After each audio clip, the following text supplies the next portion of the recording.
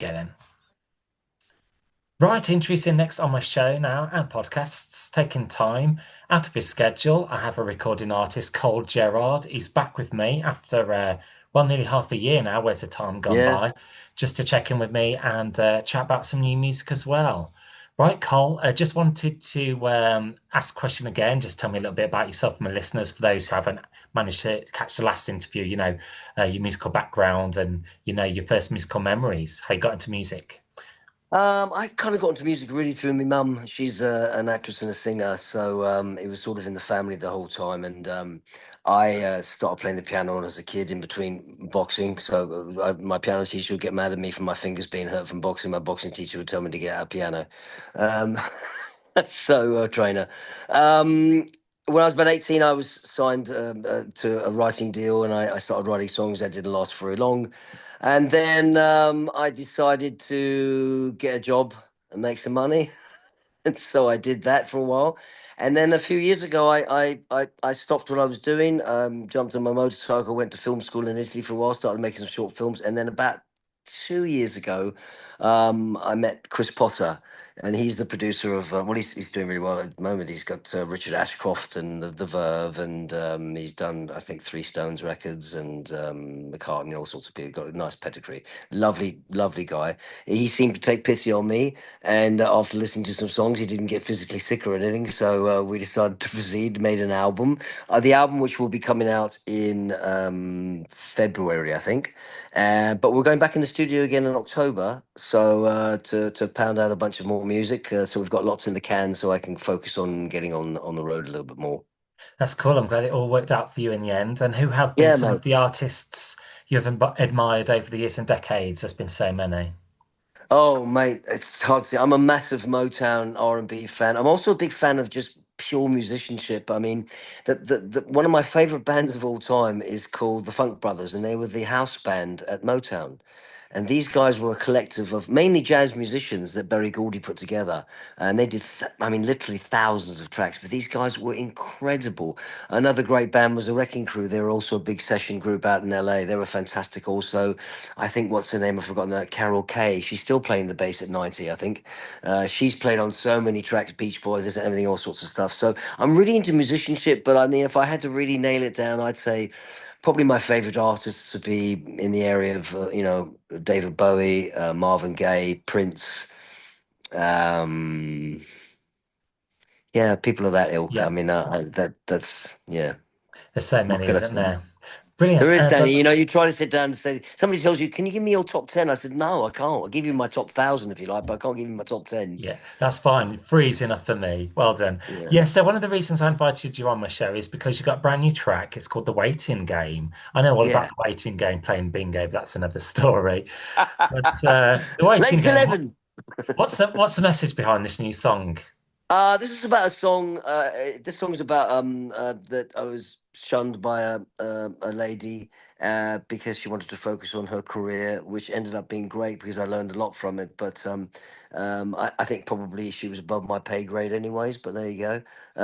But she was a great girl. But I learned a lot from her, and it was about basically constantly putting myself into this waiting zone of her to make a move, or her to do this, or her to tell me what. And so you get to the point where you just say to yourself, okay, well, enough's enough. You know, you've learned that lesson or whatever. But, there's a line that says that in all the world, there's never going to be a man that'll want you as much as me.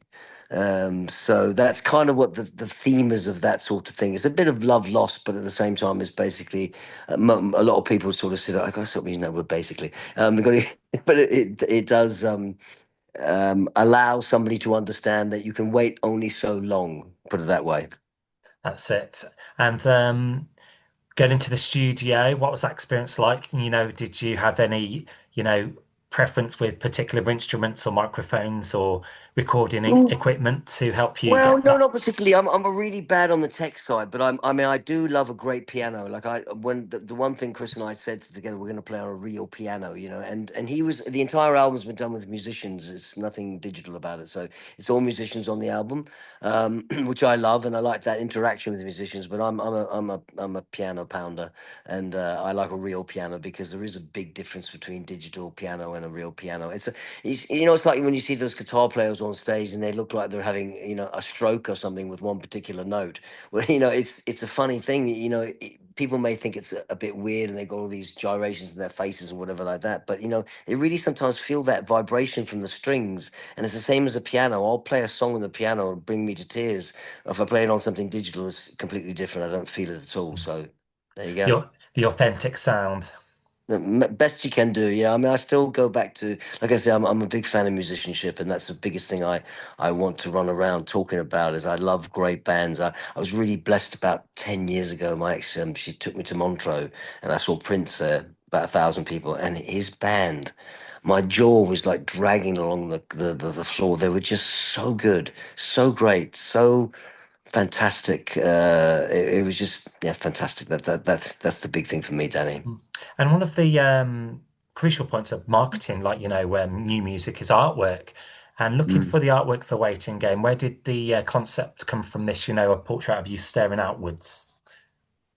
I don't know. That probably came from Ryan Mole, took the photographs. I didn't really, I don't really think about that too much. I would like to get back to you. I mean, my brother was a lot older than me, but he used to say to me, you missed out on record albums, and they were fantastic. When you get a new record album, you sit down, you open it up, you look at the liner notes and all the photographs, and that's what, for me, sometimes I think it's good that there's artwork, but I mean, I think the old days of artwork on record albums was something special, and they got interesting people to do it. And I was reading this article the other day. I think it was about a band called Emerson, Lake and Palmer, and they'd gotten this guy Geiger out of Switzerland to do this incredibly cool thing called brain salad surgery and all these great album covers. But I mean, these days it just seems to be lost. I mean, I can give you something that big and say that's the cover of my album, and that's what it is on Spotify or wherever it is that you see it. It just, to me, I don't see it has that much of an impact. So I just said to the time, I said, well, just put a photograph or something like that. So there isn't really anything deep behind it, but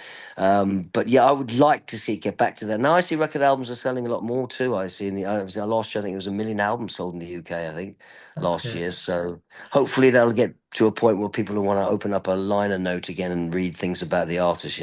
Yeah. And I know, like, HMV, they're still, opening on the high street, which is Yeah. just hang it on.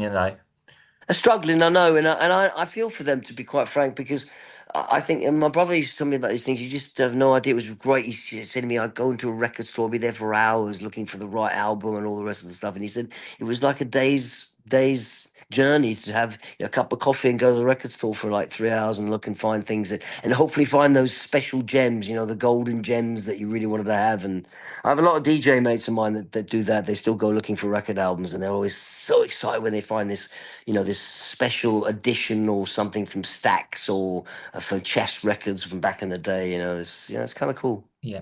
And you mentioned there's a new album on the horizon. Yeah, the album should be released. I mean, we did 12 tracks. We've released four out of it, but we'll release the whole album, I think, February. But we're going to put as much as we can, like I say, in the can, studio-wise, in the next few months, so I can concentrate on doing the road a bit Mm. more. So you mentioned the artwork as well, and songwriting is an art in itself. Would you say you're quite a creative individual storyteller? But can it be quite challenging to come up like with new ideas when you're songwriting? Yeah, yeah, very much so. Writing music is not a problem for me. That's it. Just I have things every day. I've got ideas, and I sit to the piano and I'll put something down or whatever like that. But lyrics have always been, I'm mainly a sort of a love guy when it comes to lyrics. I mean, most lyrics are one way or the other, I suppose. And once in a while I'll tell a story about something or a thing like that. But it can be that can be a point of contention sometimes, trying to get the right lyrics down or the right feeling of the lyrics. And sometimes, Noel Gallagher said something really great about that. He said, I don't really care so much about the lyrics. I care about how they sound in the song. Or words to that effect, he said, and that was kind of, I liked that in the sense because sometimes you'll listen to lyrics from some band and they don't seem to make any sense, but they certainly sound Mm. great though. Mm. So true. And that be kind of the part, the creative part for me, that you can find the right words that match well with that music. And it may not be the answer to, longevity or whatever you need to put in a song, but at the end of the day, if it sounds great, then that's that's Mm. that's 90% I of the guess game. I guess you can't have lyrics without music, and you can't have music without lyrics, something like that. Yeah, yeah, yeah. I mean, I And so, mean, maybe I might want to be an Ennio Morricone sort of guy, just write a lot of music for film and television, that sort of stuff. But you never know. And on to the next question. You have a rich history in travel as well. Has that inspired you as well, influenced you? Oh, very much so. Yeah, I with my business that I did before, I lived in a lot of countries, so that was really good for me. Very positive experience. I worked in 7 different countries in Africa. I worked in the Benelux. I worked in Australia. I worked in a lot of places in Asia, America, Canada, here. So yeah, it did really influence me a lot. But I mean, I don't want to sound like some sort of, um, a guy that's being a little bit over the top liberal wise, but people are people. They're all the same no matter where you go, and everyone, has got a certain, want to themselves, but everyone is the same everywhere we go. They want to have a better life. They want to be a little bit more ambitious if they can. Not everybody is lazy. Sometimes people make them lazy. Countries make them lazy, or they give too much to them without expecting anything in return. And I always got brought up there. I was brought up a very tough way. I was brought up by women, and they said to me, "No, you get off your ass and go to work." I had my first job at 11, so I think that's part of what I learned more than anything. If I, my granddad said something to me. He said two things before he passed away to me when I was 9, and he said to me, "Don't ever grow old," and he said, "And don't wait for anything because it's not coming." That's right. And Yeah.